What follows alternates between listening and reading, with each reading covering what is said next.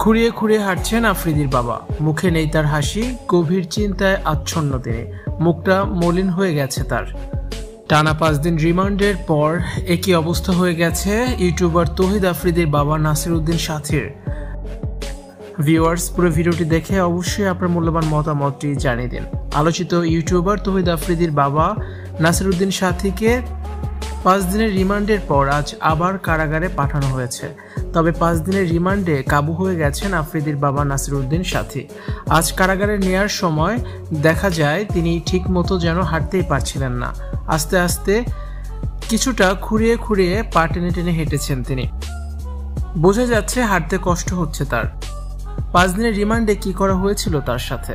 আবার তার মুখের দিকে তাকালেই মনে হচ্ছে অনেক চিন্তা করছেন তিনি।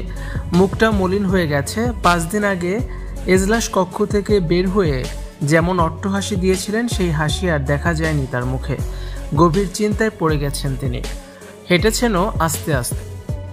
বারবার বলছিলেন তার পায়ে সমস্যা হচ্ছে, তিনি দ্রুত হাঁটতে পারছেন না। এখন কারাগারে থাকতে হবে তৌহিদ আফ্রিদির বাবাকে। 5 দিনের রিমান্ডে তার কাছ থেকে উল্লেখযোগ্য অনেক তথ্যই বের হয়েছে বলে জানিয়েছেন পুলিশ। নিজেকে এখন বিএনপি পন্থী দাবি করে বাঁচতে চেয়েছিল নাসির উদ্দিন সাথী।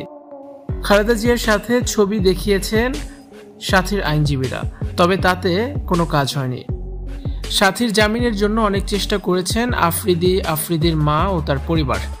আফ্রিদির বাবাকে ছাড়িয়ে আনতে গভীর রাতে পুলিশ স্টেশনে যান আফ্রিদির মা, তবে তাতেও কোনো কাজ হয়নি। এখন ঠিকই কারাবরণ করতে হয়েছে আফ্রিদির বাবাকে। রিমান্ডের এই 5 দিনে আফ্রিদির বাবার নাজেহাল অবস্থা। ভিউয়ার্স, আপনার মতামতটি অবশ্যই কমেন্টস করে জানিয়ে দিন। আর নিয়মিত ভিডিও দেখতে আমাদের চ্যানেলের সাথে যুক্ত থাকুন।